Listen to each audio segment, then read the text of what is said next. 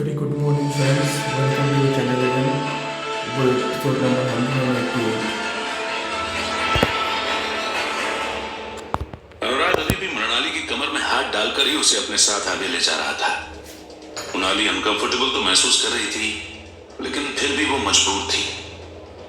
उसने देखा कि अनुराग और निखिल हर किसी इंसान की तरफ देखकर स्माइल कर रहे थे। निखिल तो वहां पर प्रेजेंट लड़कियों और औरतों को भी गंदी नजर से देखकर अनुराग की तरफ सिग्नल कर रहा था, और वो भी बस स्माइल करके उसके सामने गर्दन हिला रहा था। उसे समझ आ रहा था कि वो दोनों कुछ ऐसी बातें कर रहे हैं जो उसे समझ नहीं आएगी, लेकिन फिर भी उसे वहां पर रहना पड़ रहा था। उसने पूरे टाइम अपने चेहरे पर स्माइल रख रखी थी, क्योंकि वो नहीं चाहती थी कि अनुराग कोई तमाशा करे। फिर अनुराग आगे जाकर कुछ लोगों से बात करने लगा, और मृणाली बस यूं ही खड़ी रहकर स्माइल करने लगी। कोई अगर उससे कुछ पूछ रहा था तो उसे वो जवाब दे रही थी, वरना तो वो ज्यादातर चुप ही थी। अनुराग मृणाली को अपनी गर्लफ्रेंड के तौर पर सबसे इंट्रोड्यूस करा रहा था, और वो कुछ नहीं कह रही थी। उसके बाद वो थोड़ी आगे गए और दूसरे लोगों से मिले। मृणाली को उन दोनों के पार्टी में घूमने का और लोगों से मिलने का पैटर्न समझ में आ गया था। वो किसी के भी साथ बस 2 मिनट रुक जाते, उसे एक बार ऊपर से नीचे चेकआउट करके ये डिसाइड करते कि वो आदमी उनकी कंपैटिबिलिटी का है कि नहीं, और अगर वो उसे अच्छा नहीं मानते तो फिर वो आगे बढ़ जाते। ऐसा करके वो आगे चलते रहे, और फिर उन्हें एक कोने में बख्शी परिवार के लोग दिख गए, तो वो तीनों उनकी तरफ बढ़ने लगे। मृणाली की नजर जब उन पर पड़ी तो उसने देखा कि पूरी पार्टी में सबसे ज्यादा वो लोग ही चमक रहे थे। बख्शी सर, सुशील और विनोद ने बिल्कुल एक जैसे ही सूट पहन रखे थे, और अवनी ने भी एक सुंदर साड़ी पहन रखी थी। सारे लोग उनके पास ही आ रहे थे और उनसे हाथ मिलाकर उनसे बात कर रहे थे। अनुराग और निखिल को इस चीज का अंदाजा था कि अगर उन्हें अटेंशन ग्रैब करनी है तो बख्शी फैमिली के पास खड़े होना सबसे ज्यादा फायदा देगा, और यही बात सोचकर वो वहां पर चले गए। अनुराग और निखिल सुशील के साथ खड़े हो गए, वहीं मृणाली अवनी के साथ खड़ी हो गई। उसने आसपास देखा, लेकिन उसे अभी भी अनामिका नहीं दिख रही थी। उसने सोचा कि वो अवनी से इस बारे में पूछे, लेकिन फिर उसे लगा कि शायद अवनी अपनी बेटी के बारे में उसे कुछ नहीं बताए, क्योंकि वो अब दुश्मन बन चुके थे, और इसलिए वो चुपचाप खड़ी रही। बहुत सारे लोग आकर बख्शी सर से मिल रहे थे और उनसे हाथ मिलाकर बात कर रहे थे। जब बख्शी सर आसपास के सभी लोगों को इंट्रोड्यूस कर रहे थे तो वो मृणाली को भी इंट्रोड्यूस कर रहे थे, लेकिन किसी को भी ये नहीं बता रहे थे कि उनका उससे रिश्ता क्या है। ऐसे में अनुराग उस ऑकवर्ड मोमेंट को खत्म करने के लिए उसे अपनी गर्लफ्रेंड कह रहा था। फिर यही सिलसिला थोड़ी देर और चलता रहा। तब मृणाली ने स्पॉट किया कि 4 लोग जो बड़े बिजनेसमैन लग रहे थे स्माइल करके बख्शी सर के पास आए। उनके आते ही बख्शी सर ने इस बार उनसे हाथ नहीं मिलाया, बल्कि गले लगाकर उन्हें ट्रीट किया। फिर उन चारों में से जो आदमी सबसे सीनियर लग रहा था उसने कहा, it's been a long time Bakshi. Yes yes Ahuja sir, Bakshi sir ने स्माइल करते हुए कहा, और फिर उन्होंने सबको इंट्रोड्यूस करते हुए बताया कि वो सीनियर आदमी का नाम विकास आहूजा है, जो मिलिट्री में उनसे सीनियर थे, और जो 3 उनके साथ थे वो उनके साथ ही दूसरे शहर में बिजनेस पार्टनर हैं। मृणाली को उन चारों की शक्ल देखकर ही लग रहा था कि वो बिल्कुल वैसे ही हैं जैसे अनुराग और बख्शी परिवार के लोग हैं। अगर उन्हें गलत काम करने का मौका मिलता है तो वो उसे अवॉइड करते हैं, लेकिन अगर खुद के परिवार की सेफ्टी के लिए उन्हें करना पड़ता है तो वो उसे एंजॉय करते हैं। और शायद यही रीजन रहा होगा कि वहां पर फाइट देखने के लिए वो आए होंगे। तब आहूजा ने आगे कहा, thank you for the invitation Bakshi.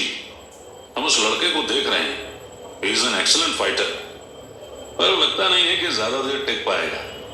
बीच बीच में उसकी एनर्जी बहुत कम हो जाती है और वो बिल्कुल हार ही जाता है। But it's good to see how he comes back again and fights.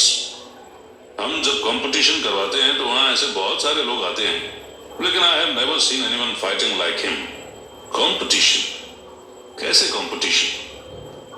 सुशील ने बहुत ही हैरानी से पूछा, और तब बख्शी सर ने स्माइल करते हुए कहा, I am sorry Ahuja sir, ये मेरा बेटा सुशील है, और इसे मैंने कभी बताया नहीं कि क्या होता है। वेल सुशील, आहूजा सर अपनी और अपनी बहुत सारी सिटीज में फाइट कंपटीशन और इवेंट्स करवाते हैं, जैसे हमने करवाए हैं। उसमें भी सब कुछ इलीगल रहता है, और इसके लिए वो इंटरनेशनल फाइटर्स और दूसरे लोगों को बुलाते हैं। इनकी फैमिली बहुत टाइम से ये करवा रही है, और दूसरे शहर की जो बड़ी फैमिलीज रहती हैं वो भी इस चीज में इन्वॉल्व कर इसको आगे बढ़ाती हैं। वो या तो ऑर्गेनाइजेशन के लिए फंड देते हैं या फिर जगह। जहां हम सिर्फ आदित्य को सबसे लड़वा रहे हैं, वहीं पर इनके कंपटीशन के समय सारी चीजें प्रॉपर तरीके से होती हैं। राउंड 1, राउंड 2, सेमीफाइनल, फाइनल, और जो जीतता है वो सारे पैसे घर ले जाता है। हाँ हाँ, मैंने इसके बारे में सुना है, लेकिन पता नहीं था कि आप करवाते हैं। It's a pleasure to see you sir, Nikhil ने बीच में उछलते हुए कहा, और वो आहूजा सर का हाथ मिलाने के लिए आगे बढ़ा। आहूजा ने उससे हाथ मिलाया और वो स्माइल करने लगा। तब सुशील ने आगे हैरानी में उससे कहा, अच्छा, अब मुझे समझ आया कि निखिल ने मुझे आइडिया कहां से दिया था कि हम इस तरीके की फाइट करवा सकते हैं और इलीगल बैटिंग करवा सकते हैं।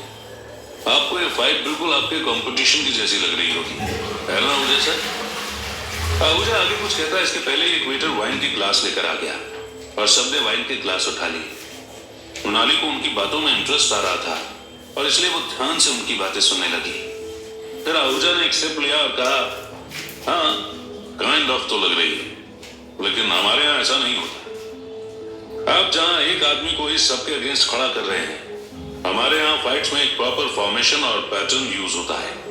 आई नो कि आप जो करवा रहे हैं it has some personal reason, पर मुझे नहीं लगता कि sport like fighting is a spiritual game. यहाँ पर चीटिंग की जरूरत नहीं होती और इसको दोनों अपोनेंट्स को एंजॉय करना पड़ता है। If one is capable of fighting then the game must come to an end. Yet, मैं इस मामले में कुछ नहीं कह सकता, क्योंकि जो भी हो रहा है वो आपके हिसाब से है। मैं तो बस एक अच्छा कंपटीशन देखने आया हूँ और उम्मीद है कि कुछ पैसे जीत जाऊंगा। इतना कहकर आहूजा हंसने लगा और फिर सबने उसे ज्वाइन किया। तब सबके हंसने के बाद आहूजा ने बख्शी सर से कहा, वैसे एक बात तो कहनी पड़ेगी बख्शी, कि जो फाइटर तुम लेकर आए हो उसकी फाइटिंग टेक्निक्स बहुत अच्छी हैं और ऐसा लगता है कि उसे बहुत सारी चीजों का नॉलेज भी है।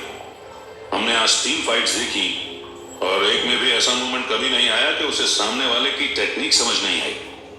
ही इज एन अर्ली लर्नर और मुझे लगता है कि उसकी यही खासियत उसे आगे भी बहुत ज्यादा एडवांटेज देगी। आज भी जो लास्ट फाइट थी वो पूरी खत्म नहीं हो पाई, लेकिन तुम उसके कैलिबर पर नहीं जा सकते हो। उसने 1 घंटे तक सामने वाले ओपोनेंट को ट्रबल में रखा। देखते हैं कल क्या होता है। तुम कौन से फाइटर्स लाए हो इसके बारे में तो मुझे नहीं पता, लेकिन आई होप कि हमें इंटरेस्टिंग फाइट्स देखने को मिले। वैसे अंकल, आप क्या चाहते हैं कि वो सारी फाइट्स जीत जाए या नहीं? सुशील ने थोड़ा बीच में कहते हुए आहूजा से पूछा। सब लोग बस उन्हीं की तरफ देख रहे थे और इंतजार कर रहे थे कि वो अब क्या जवाब देंगे। मृणाली भी उस बात को बहुत ही ध्यान से सुन रही थी, क्योंकि कहीं ना कहीं उसे इस बात की क्यूरियोसिटी थी कि वो आदित्य के बारे में क्या सोचते हैं और क्या वो चाहते हैं कि आदित्य जीते या नहीं। तब एक बार फिर आहूजा ने वाइन के ग्लास में से सिप लिया और फिर थोड़ा हंसते हुए कहा, वेल, बात मेरी नहीं है कि मैं क्या चाहता हूं, बात यह है कि आप क्या चाहते हैं।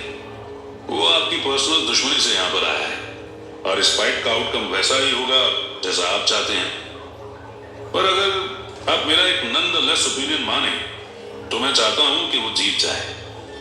अगर वो जीत गया तो मेरे कंपटीशन में भी पार्ट ले पाएगा और फिर मुझे तो इसका प्रॉफिट होगा। आपको तो पता है कि बिजनेसमैन अपने प्रॉफिट के बारे में ही ज्यादा सोचता है, पर ये सिर्फ मेरा ओपिनियन है। बाकी लोगों के बारे में मुझे कुछ नहीं पता।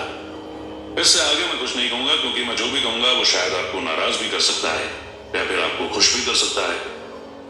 आपके पापा मेरी इस काबिलियत को जानते ही कि मैं किसी को भी अपने सीक्रेट और एक्सप्रेशंस बताने के बारे में नहीं सोचता हूँ।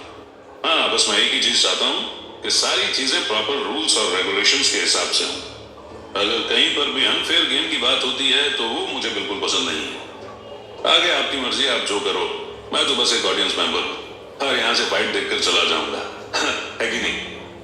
आहूजा इस बात को कहकर फिर से हंसने लगा और बस उम्मीद करने लगा कि कहीं उसने कुछ गलत नहीं बोल दिया हो।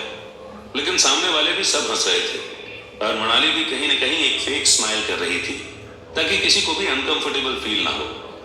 पर उसके मन के अंदर चल रहा था कि वो आहूजा की बात को सही मानती थी। क्या आदित्य जीत सकता है? फिर उसे अनुराग और उन लोगों के शातिर दिमाग का भी पता था जो अनफेयर गेम में विश्वास रखते थे और कभी भी कोई भी चीटिंग कर सकते थे। इस बात को सोचकर वो थोड़ी निराश भी हो गई। थोड़ी देर बाद ही कुछ बातें करके आहूजा वहां से चला गया और फिर एक बार वो सब अकेले खड़े रह गए, जहां पर लोग आकर उनसे मिल रहे थे और बातचीत कर रहे थे। मनाली को अब वहां पर ज्यादा अच्छा नहीं लग रहा था, लेकिन उसे पता था कि धीरे धीरे करके सब लोग अपने होटल चले जाएंगे और फिर यहां से उसे भी जाने का मौका मिल जाएगा। कुछ देर बाद वही हुआ। धीरे धीरे करके लोग वहां से निकलने लगे और फिर वो जगह पूरी तरह खाली ही हो गई। तब वो भी यही सोचकर बाहर निकल ही रही थी कि वो कार चलाकर अपने घर चली जाएगी, लेकिन जब वो जा रही थी तब अनुराग ने एकदम से उसका हाथ खींचा। जब उसने पलट कर देखा तो अनुराग ने उसकी आंखों में देखकर कहा, कहां जा रही हो रानी? आज रात तो राजा के साथ बितानी है ना।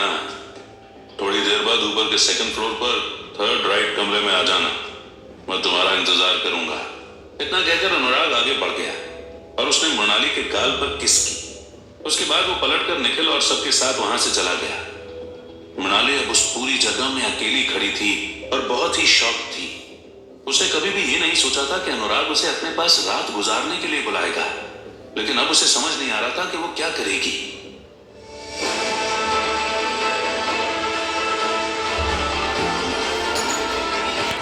Thanks for your